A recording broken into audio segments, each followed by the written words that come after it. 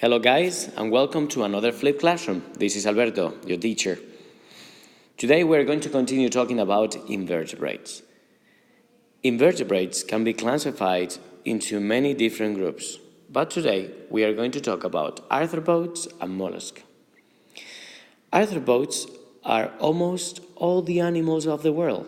Indeed, 80% of the animals in the world are arthropods. They can be classified into insects, arachnids, myriapods, and crustaceans. Insects have these peculiarities, these features.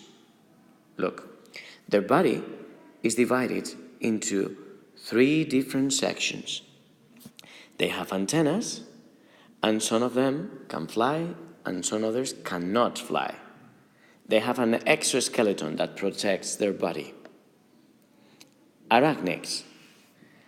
Arachnids are these kind of animals. I know you were thinking about a spider, and it's true, a spider is an arachnid. They have 8 legs, and some of them have 8 eyes. But a spider is not the only arachnid. For example, a scorpion is an arachnid too. Look, their bodies are divided into 2 sections. They have 8 legs too. And they walk like a spider, right? So we are going to put them right here. Scorpions are arachnids. Myriapods. Myriapods are these long animals which body is divided into many different sections. They look like worms, but they are not worms. What is the difference?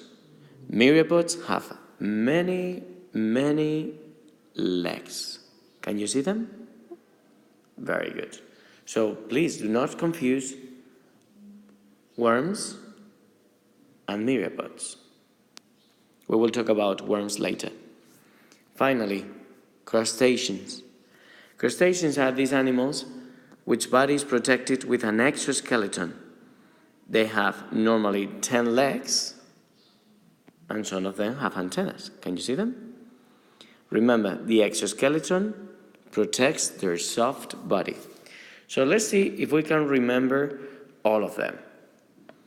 We have insects, which body is divided into 3 parts, and they have antennas.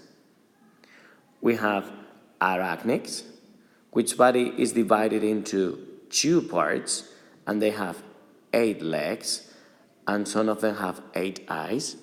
This one too has 8 legs. Myriapods, they have a long body.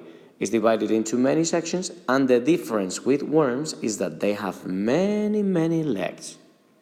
And finally, crustaceans. Crustaceans are these animals that have got an exoskeleton to protect their soft body. And they have 10 legs, or many legs. Let's continue with the other group now. Are you ready? Let's continue with the other group. Now we're going to talk about mollusks. Mollusks can be divided into 3 different groups: gastropods, bivalves, cephalopods. Let's begin with the gastropods. Look, they have a soft body, and they have antennas. But can you see something in the antennas? They have eyes at the ends of the antenna, so they can see with those 2 antennas. They live on land and in the water. So we are going to put our little snail here with the gastropods. Remember, these animals usually have a shell, a little house, on their back to protect themselves. Second group, bivalves. The word bi means 2. So bivalves means 2 shells. Can you see the shells? 1 and 2. And both of them are connected in one point. They live in the water, and they have a soft body. So we're going to put our bivalves right here.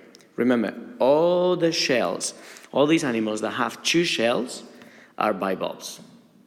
And finally, these are very easy, cephalopods. Look, I put 2 in this section. Can you see something that they have in common? Very good. The tentacles. All these animals have tentacles. They are carnivores and they move and hunt using these tentacles. So every time you see an animal with these long arms, they are cephalopods, like the squid and the octopus. Okay, guys, so let's review this information. Look, we have the gastropods. They have a soft body, they have antennas, but there is an eye at the end of the antenna, and they have a shell to protect themselves. Bivalves. Remember, bi means two bulbs, bivalves. So one and two shells connected at one point. They have a soft body and they live in the water. And finally, cephalopods. Cephalopods are these animals that have a soft body, they live in the sea, but the most highlighting thing is that they have long arms that we call tentacles, and they are carnivores. Thank you, guys. Thank you for watching this flip classroom again, and now it's time to work on the worksheets. See you on Monday. Bye.